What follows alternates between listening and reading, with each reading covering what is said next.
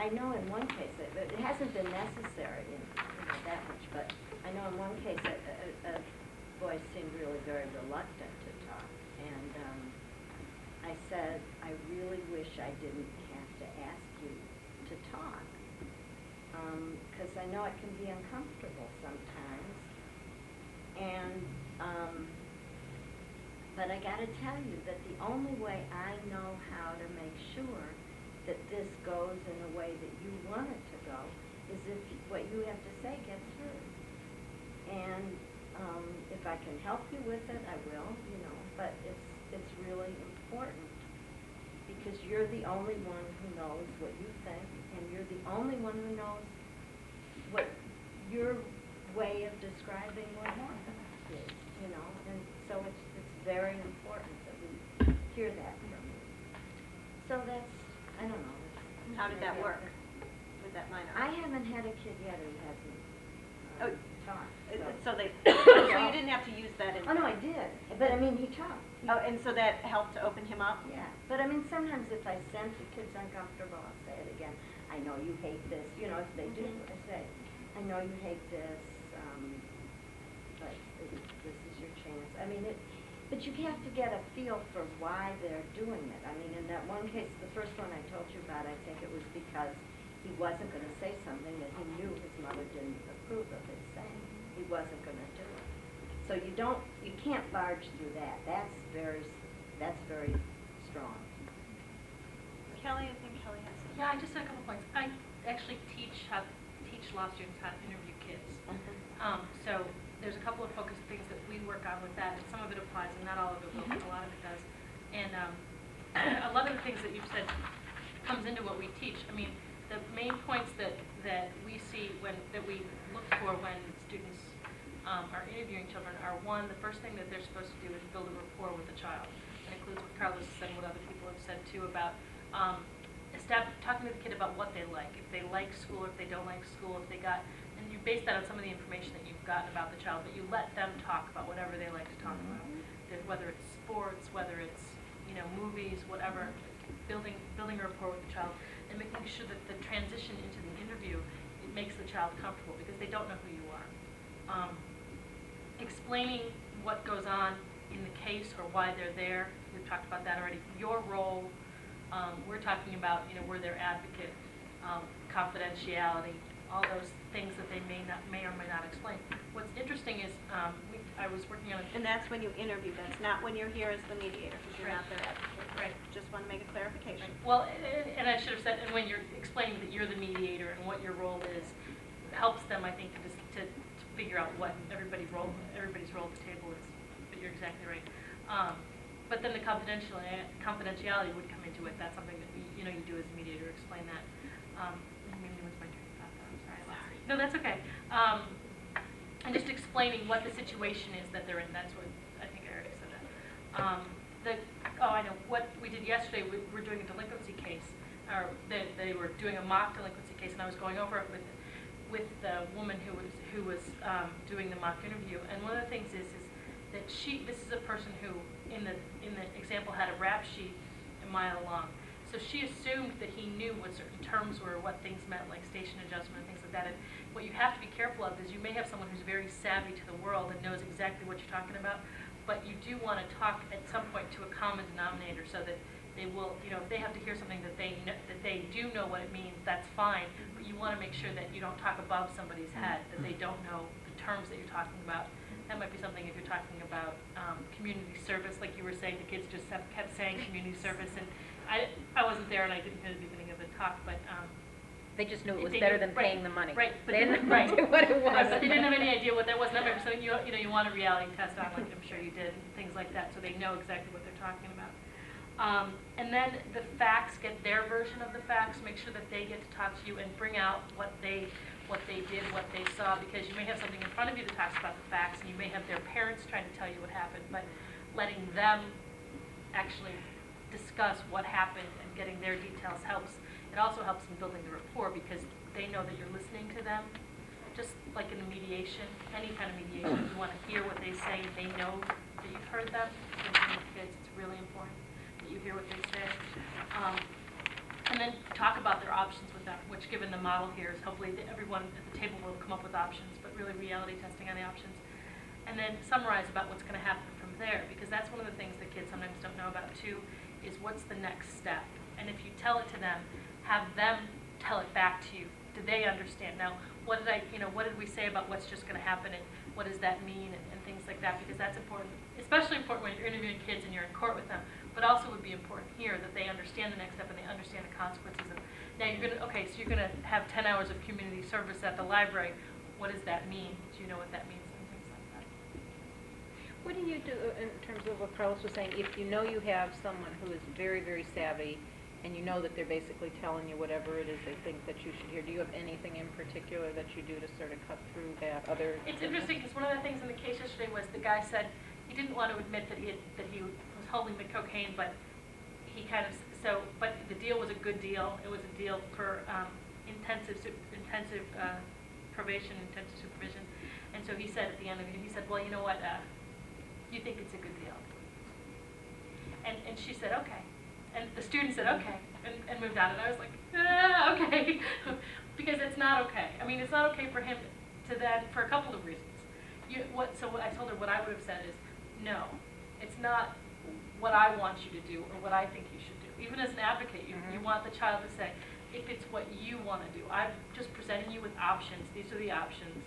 And I want, you're the person who's going to be affected by this. This is your life, and you need to make the decision. And just like you were saying, you need to talk, you need to make the decision. Put it back on them that it's their life and they're the one that's going to be affected by this decision. But I also think it's to the mediator's advantage too to let the kid know that he or she cannot just arbitrarily snow you. In other words, you got to let them know that you are somewhat savvy as well, okay, and you recognize what they're trying to do, you know. But I without think with being reality offensive. testing and stuff, I think you do that with reality testing. I mean, I think that you don't want to get, what I said too is, one of the things that this woman said in the interview, which I think is relevant to this, is that he had said to her, she said, you either do this or you're going to DOC. And he's like, well, she's like, you don't want to go to DOC. And I'm like, Department of Corrections. And I said, you don't want to say that because you don't know that. He's been there. He was in for 4 months. Maybe misses He might have great friends in there. I mean, he said, because he was complaining that he would have to be on a monitor and he would have to be home every night at 10. And so you have to be careful of what the options. Don't assume. Don't present him. Don't say, oh, you don't want to go back there. He's got friends. That's where his gang is. He could be very comfortable there. So you have to be careful with, very careful with how you talk to them. But what I was going to say is you don't get into a pride thing, or don't get into a balance, like, well, I know what I'm cooler than you, or just try and take that all out of it, and just be talking to them as a mediator, or as an advocate, as a case would be. I want to say something about establishing a rapport, and again, this may be totally different from therapy, but I think it's worth a try, and sometimes it breaks the ice, but then there are times when kids have other reasons for not talking. Once, they'll tell you about playing sports, they'll tell you about school. Then you start the mediation and they freeze up, or you start therapy and they won't talk. And then you're still back to needing to find out what, Sometimes what I used to do in the other setting is throw out to kids a list of, I say, lots of kids don't want to talk. That's in the therapy session. Lots of times kids don't want to talk here, and they always have a good reason for it. I have no idea what your reason is, but I know that sometimes kids are afraid that I'm going to tell people what they're saying. Sometimes they're afraid that their mother's going to find out, or their parents are going to find out, and they're going to be angry. Sometimes they're embarrassed, and they don't, I just list reasons, and anything you can think of, and my experiences with lots of kids is that when you hit the right one, they talk, and they finally say, something. They do something. It's either nonverbal or they say something. But when you got it. Now, I don't know how to translate that to the mediation thing. I haven't used it here. I think if you were going to do that, though, it would be in a private caucus without anyone else there. Probably. Well, can I ask a question, too, related to this? In the old days, you know, we actually talk to the juveniles without having a guardian there. And then, of course, we now have, which makes sense, to have a parent or a guardian there. But has anybody, or what is the policy now on if the guardian gives you permission, meeting along with the child? That's not a problem for us. from our Right, as point of long view, as you get it- permission from the guardian, that's fine. I did that in my mediation. Because I find It that's was- helpful. It was obvious that they weren't gonna talk in front of the parents, so I just, asked for, they were 14 and 15, so, they gave us permission and the kids just started talking as soon as the parents were out. I always was it find that just much with you? easier. It was just Yeah. me. So if they are younger, you're saying that you should not do that, or what? Should not Judgment caucus? call. the A lot judgment does call? depend on the age of the child, Yeah. and How young are the children? Like, how young do the children get to come here? What's the youngest? I've had 7-year-olds, two yeah, I 7-year-old think girls once. the youngest I've had was a 6-year-old. And the 6 to 10 years, I'd say 6 to 8 is pretty rare. But generally between 10 to 16 is probably. We often get them from different places, though, because like the 7-year-olds I had didn't come from juvenile court, they came from the misdemeanor court, because the parents had gotten into an argument based on the two kids fighting each other. Are you And asking? then it had escalated, so I guess it might depend, depending on Yeah, where the that's the thing, referral's what- from. I don't know what you mean. It's a I just referral. I just meant, like, what are the ages? Because the other thing I was just gonna say that sometimes we talk about with little kids is giving them some context. Sometimes when you're talking to kids and they don't understand what you're saying, it's like when we deal with, say, abuse and neglect cases, and we're talking about how often mom makes dinner and stuff, like, things like that, we make sure to give them some context. Like, would you say last week, do you remember last week, and, Monday, Tuesday, Wednesday, Thursday, Friday, what did you have for dinner, on those days and stuff, and give them some time. So if you've got young children, like the 8 to 10 range, and something happened, and they're not real clear on what happened or when it happened, it helps them to put into context things that happened. There's That's why I another, was asking about the there's another age. way to do that. I wasn't, right, so if we're not talking about where they come from, you can have even a really young child, really little kid, and still, the best way to do the context is not for, well, I should say, my experience with the context, because I don't know, my experience with the context is that if everybody else talks, a little kid at some point is going to chime in, especially if you give an opening for the little kid, and then the kid has the context already. You don't have to supply it. Everybody else has already supplied it. It's no problem at all. I've had that But you're happen. saying in the big group, larger Yeah, group, not I mean, in I've the had that happen individual. several times, and Yeah, but actually. I'm talking more individually when you're caucusing, or Oh, when yeah, that I you're just don't. dealing with this individual.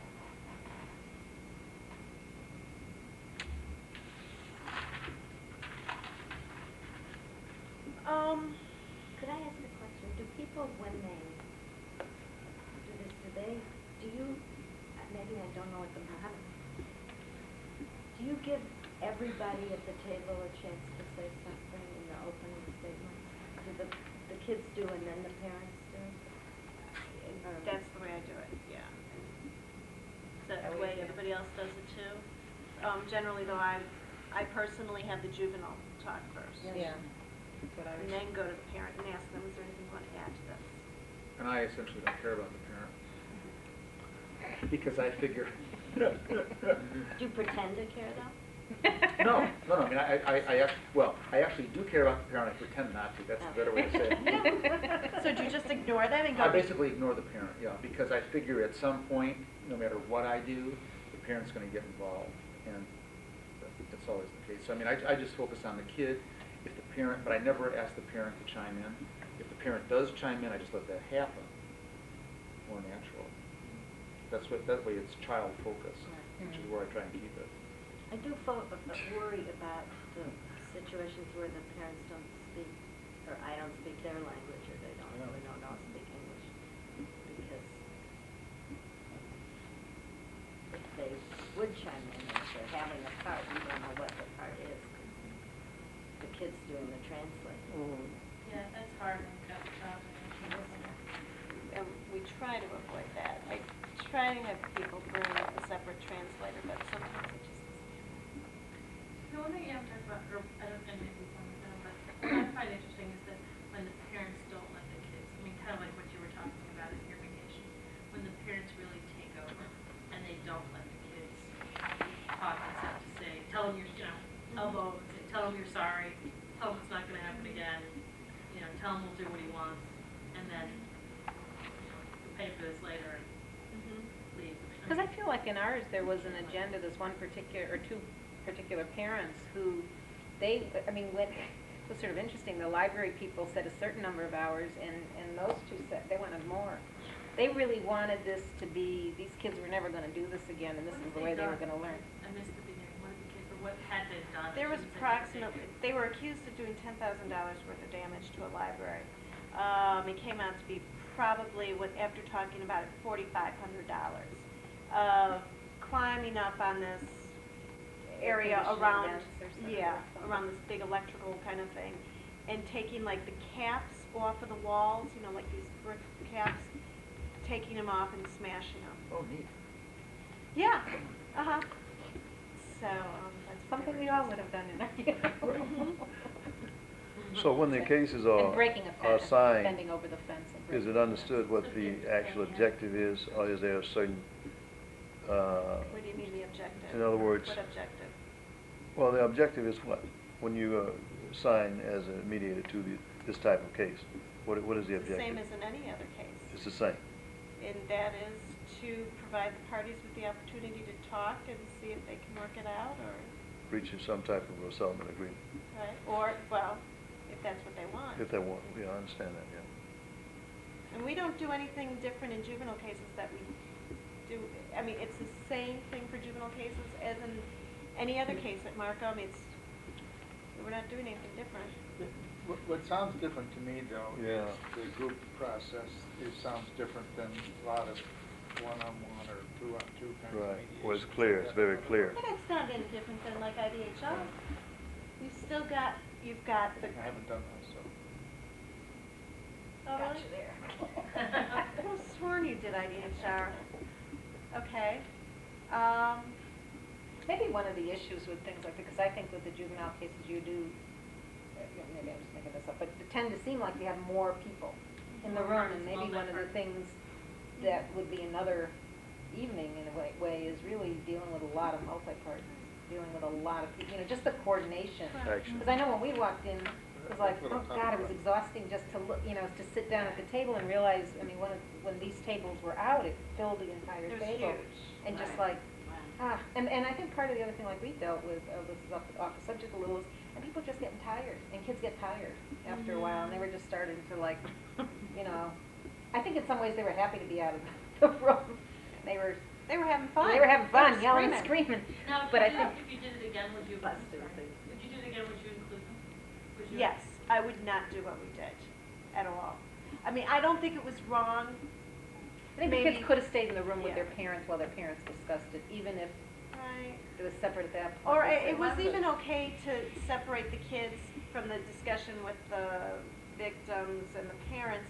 But what I think You our needed to biggest have them. mistake is that when we brought them back in and had them talk about the agreement, it wasn't like, what's your feedback on it? It was kind of like, This is what you're this gonna is do. the agreement, we're typing it up right now, and they had no opportunity to give their own input. I think if you caucus with parents alone or kids alone, you just almost always have to caucus with the others alone too. You're right, Never that would have talk- been another good You idea. never, Yeah. you know, if you had then had a separate caucus with the Uh-huh. kids, and then you would have known what you would have to do to bring them together. And that we should have done. Jane?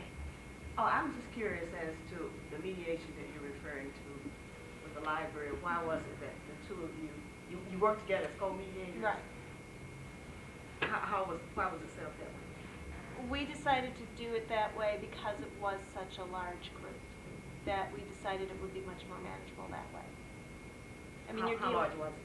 We had, what, 22 people there? Something like, was it 19? It was around 20 Yeah. people. So we didn't answer my question about Oh. what to do when the parents take over, or, and Um, do you guys have ideas? Like in cases where if you do EEOC, okay, you did something. Okay, so in cases like where you have a client and an attorney, and a lot of times an attorney will want to take over, how would you deal with that? Maybe asking, in this case, talking about juveniles, asking the juvenile a question that only they could answer, which is a big thing we teach in the trainings, would be one thing. I mean, another idea is if it gets so bad, maybe the caucus with the parents and say, hey, you know what, the whole point of this is about your kid. Your kid was arrested. We really need to have your kid talk about it because this is about them. And to explain to them where you're coming from would be another idea. What other ideas do you guys have? With one case, I very explicitly said to the mom, who was just totally taken up, I hear that you feel, whatever it is, very strongly, and that's important, and now we have to hear what your son, now I have to hear what he feels about it. I mean, I just made it very explicit, and I did that for quite a while, every time she would do it. And then, and part of that was a battle about who was going to be in control of this thing. And I finally actually said to her straight out, something like, you have to let me decide how we're going to, It's like you can blame process again. This is our process, the kids participate. Could I ask you I mean, something in some about? ways, it's the cheating way, but it's, Yeah. Something about that. So in that situation, and you would know about this. So I mean, because I'm always scared of exactly what you did in that specific situation.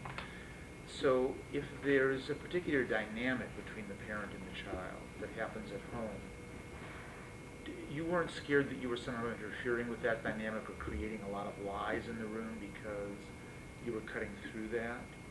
I mean, if the parent normally is in control and normally does, or if it's a cultural thing, and normally the kid does really shut up, and you were trying to change that dynamic, which we do anyway. I mean, that's what mediation is. We're trying to impose our negotiation style on those I see folks. what you're saying. But do you Well, fear that you're causing the I trouble or wasn't afraid causing of it. people to lie? I wasn't afraid of it in this way. I think that, I thought that I, in that case, she was very transparent. She appeared to be transparent. And I thought that she was really frightened about her son. She was really frightened. I mean, this was a case where the kid had told on the boy who beat him up and told them at school that boy had drugs. And she was chasing the other boy in the neighborhood. She was so out of her mind with feeling like she'd always been able to protect him, and now he's in this, and lots of things are going on out there, and she was frightened. So I felt that if I could make her know that I really heard what she was saying, not that it wasn't important, not that it wasn't valued, that I really heard it and that we really had to come up with an agreement that was going to address that, and we had to really hear what the kids had to say. So it wasn't, I don't want to shut anybody up. Yeah. I want to make sure that they get heard and deal with that. And in this case, it was amazing to me because even the boy who was wrong, I'm saying it, but the one who had beat the other kid up, was able eventually to say about her, I don't like how you chased me in the street. I don't like how you talked to me. I know I beat your son up, but so that our agreement actually ended up also including a way for her, if she had trouble with this other kid, to deal with it through his father and not that. So it was everybody had to get heard. But everything you've said, I mean, all these suggestions you've made to us, it sounds like it is that you're saying, and you said this before, but I guess I'm partly repeating what you've said to us. You have to identify, I mean, rather than a cookbook solution, you have to identify what the impediment is. And in your case, you're really imputing or figuring out what the psychological impediment is, and then address that so that you can go on. I mean, it sounds like, all of this stuff, none of it is cookbook stuff. It's all, you're But sensing how where these is that people... different from everything you always do? Yeah, sure, right? yeah. It's just that you know more about this thing. With Yeah. kids, but I really hope that I'm not getting, I'm so new at this, and I hope I'm not getting confused and Oh. bringing the therapy into it. Oh, no. I don't kid myself that I'm doing therapy, I'm not. No, you're not bringing... I think it's more the intuitive sense, Yeah. which it doesn't matter what field you come Well, from, that's that's the going to thing, help. I've seen so many mothers and kids, and I knew she was afraid.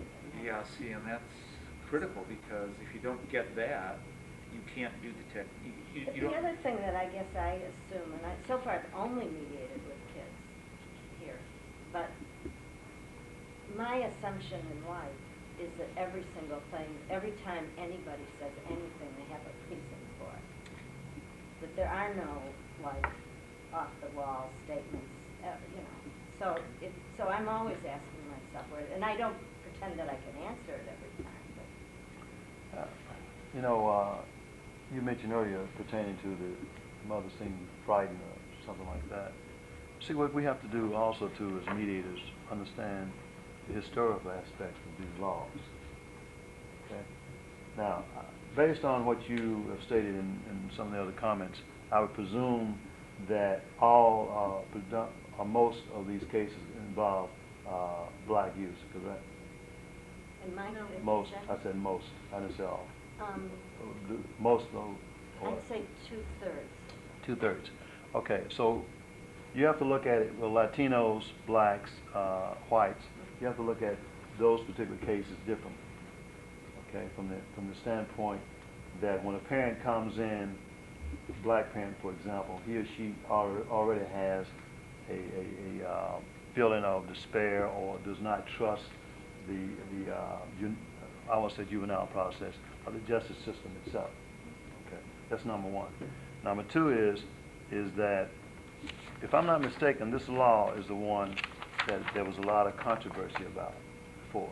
If you notice, you stated earlier that at the station adjustment level, they have began to forward more cases to the state's attorney's office. The parents are feeling now that more and more of their kids are being placed into the justice system, more so than they should be. Whereas in other communities, down to the white communities, for example, they are being handled differently, those type cases. Okay, so there's a bit of animosity and distrust there, considerable amount, when these people come in. Okay, so And it's even when they get to mediation as a part of that. Yes, yes, exactly. So in essence, I understand what you meant earlier about not perhaps recognizing the parents at that stage, but that can be a little bit precarious. So what should we do then? Well, from the standpoint, I think give everybody equal recognition, and I think everybody has a role in that process, you know. But to actually focus more so on the kid and leaving the parent out, you know, especially if the parent is a guardian also. The kid might even feel that there's somewhat of disrespect there as well. You know, I'm just throwing it out there for, you know. So I think this aspect has got to be looked at and considered, okay? Because I'm very concerned about, not that I can do anything about it as a media, you know, that at the station level, the police at that level have no longer the latitude that they once had. Right. You know, and the question is, why not? And more black leaders and black parents and Latinos also are saying that their kids are getting into the justice system too early, too soon, too early of an age, whereas it could be handled in a different manner. And I think even the state's attorney in some cases feels that as well. Exactly. Which is why they don't want to take those cases to court. Exactly. And I think, if I can just say, the one thing about Michael that I liked about what he said is that it really should be, I mean, the reason that the kids are, part of the reason that the kids are here is that we want to make it child-centered. And I mean, I don't think that Michael's saying not to respect the parents. We want to bring the parents and make sure the parents know what's going on, have them informed about the process. But the focus should be on the child or the children or the adolescent or the teenager. And that should be explained. I think it would be very wise or smart to Because- explain that. I think you're right, and so knowing everything, but having it focused on them, I think is important, because it does empower them. And Sure, it gives them, sure. It gives them the idea that they can, what they say is important, and so they should talk, because I really like what you said about how it's really important to define from your perspective what happened here and what you want to happen, because it should be their voice that's heard. I mean, that's one of the great things about mediation for these kids, is it's not a lawyer speaking for them, just like mediation for anyone. It's not a lawyer speaking for them who met them 3 minutes before they walked into the courtroom. They get to have a voice, and they get to talk about what happened and what should happen, and what the consequences should be. But I see something about that. I mean, if you take what Cookie was saying before about how several of these kids came in and whatever happened, they just threw out the words community service. to what extent, I mean, we're all here because we're mediators and we like the process, but to what extent is it important for children to be able to do that, to have a voice, to have to determine? I mean, to what extent, I mean, forget about what the law says for the What moment. context? You mean at the mediation table?